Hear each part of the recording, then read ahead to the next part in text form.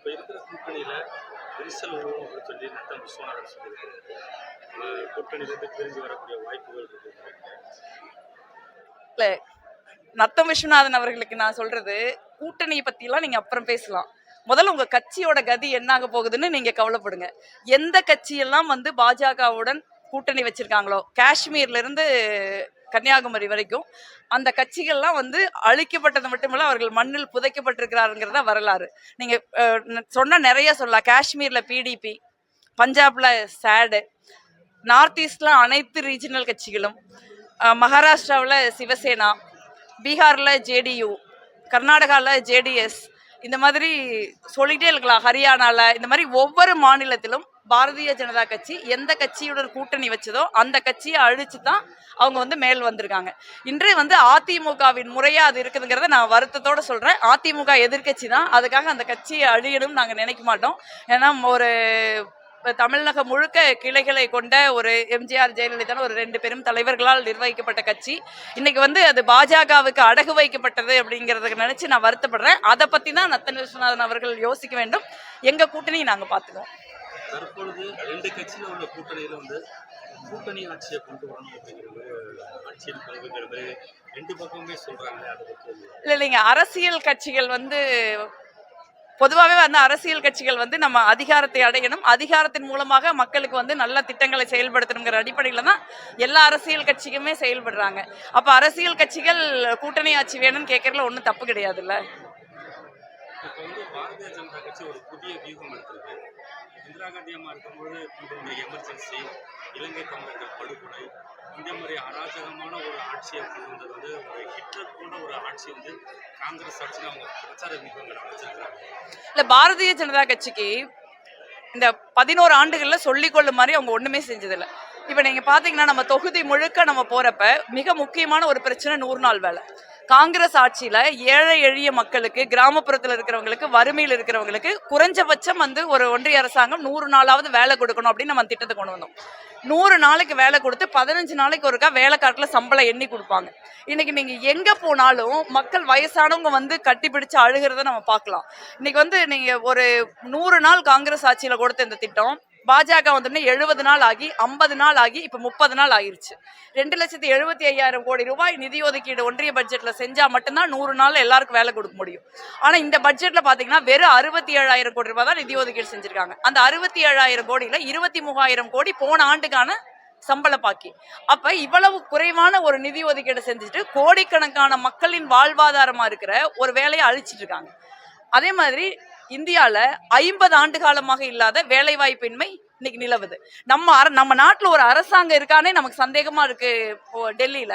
ஏன்னா ட்ரம்ப் தான் வந்து அமெரிக்காவுடைய அதிபர் தான் இந்தியாவுடைய பிரதமர் மாதிரி எல்லா பிரச்சனைகளையும் அவர் அமெரிக்கால இருந்து அறிவிக்கிறார். இங்க ஒரு பிரதமர் இருக்காரா இல்ல இங்க ஒரு ஆட்சி நடக்குதானே நமக்கு தெரிய மாட்டேங்குது. முழுக்க முழுக்க மக்களுக்கு விரோதமான ஒரு ஆட்சி, விவசாயிகள், பெண்கள், கிராமப்புறத்தில் இருக்கிற மக்களுக்கு விரோதமான ஒரு ஆட்சி நடத்துறாங்க.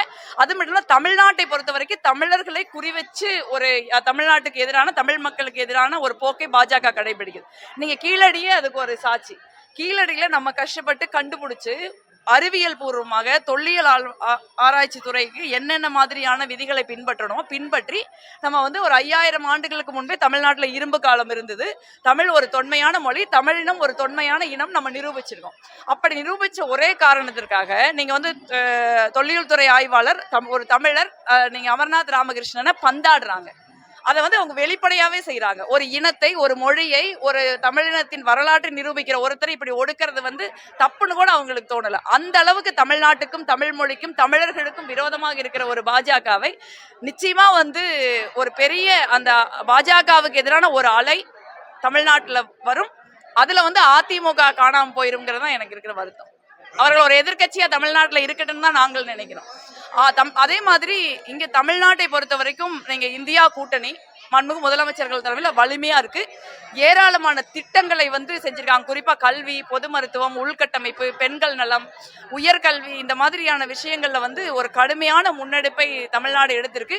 10 ஆண்டு இடைவெளிக்கு அப்புறம் பாத்தீங்கன்னா நீங்க தொழில் வளர்ச்சி உள்பட பல இண்டிகேட்டர்ஸ்ல வந்து தமிழ்நாடு இந்தியாலேயே முன்னணியில் இருக்கிறத பாக்குறோம். மிக நிச்சயமா மக்கள் வந்து வளர்ச்சிக்கு வாய்ப்பளிப்பாங்க, வாக்களிப்பாங்க நான் நினைக்கிறேன். நிச்சயமா இந்த மாதிரி தமிழ்நாட்டினுடைய அழிவை பாஜகவின் மூலமா தமிழ்நாடு தேடிக்காது.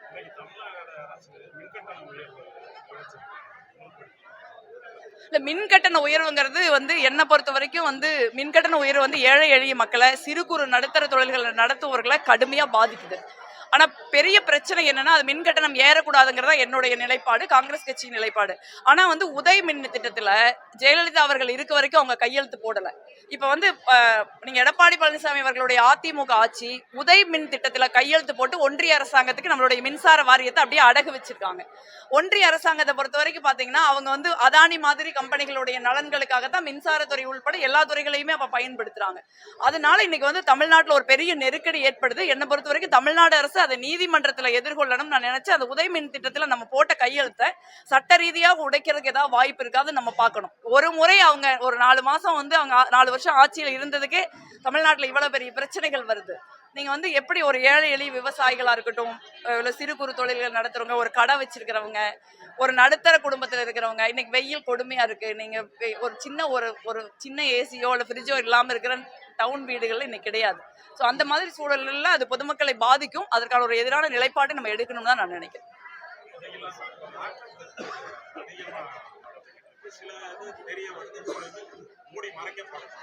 இல்ல சிவகங்கையை பொறுத்த வரைக்கும் நானே நேத்து கருத்து தெரிவிச்சிருந்தேன். நீங்க வந்து ஒரு விசாரணைக்காக அழைச்சிட்டு போன ஒருவர் அவர் குற்றவாளியா கூட இருக்கலாம், அதை நாங்க விசாரிக்கலாம், தப்பு கிடையாது. ஆனா வந்து நீதியை ஒரு காவல்துறை தன்னுடைய கையில எடுத்துக்க முடியாது. நீதியை சொல்றதுக்கு தான் நீதிமன்றம் இருக்கு.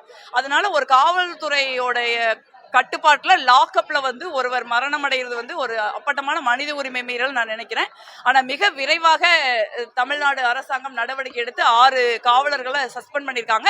ஆனா இந்த போக்கு தொடரக்கூடாதுங்கிறதுல காவல்துறை கவனமா இருக்கணும். ஏன்னா ஒரு சிறப்பாக செயல்படுகிற ஒரு அரசாங்கத்திற்காக காவல்துறையில இருக்கிற சிலருடைய அலட்சியம் காரணமா இந்த பழி வந்து சேரக்கூடாது. ஒவ்வொருத்தருக்கும் ஒரு வேல்யூ இருக்கு.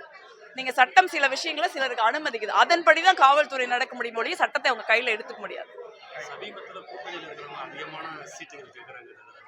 காங்கிரஸோட நிலைப்பாடு இல்ல எந்த கட்சியுமே வந்து அதிக ஒரு தேர்தல் வர்றப்ப அதிக இடங்கள்ல போட்டியிடணும் தான் நினைப்பாங்க. அது ரொம்ப இயல்பானது. அந்த நேச்சர் வந்து காங்கிரஸ் கட்சிக்கும் இருக்கு. பட் அதை வந்து கூட்டணி தொடர்பான விஷயங்களை டெல்லியில பேசி முடிவு பண்ணுவாங்க. செல்வ பெருந்தகை போய் ராமதாஸ் ஐயாவை பார்த்துட்டு வந்ததுக்கு வந்து அன்புமணி சொல்லியிருக்காரு திடீர் அக்கறை இருக்கு அப்படின்னு. இல்ல பாமகவினுடைய பிரச்சனை வந்து ஒரு உள்கட்சி விவகாரம் நான் நினைக்கிறேன். அதை பத்தி நம்ம கருத்து சொல்ல கூடாதுன்னு நினைக்கிறேன்.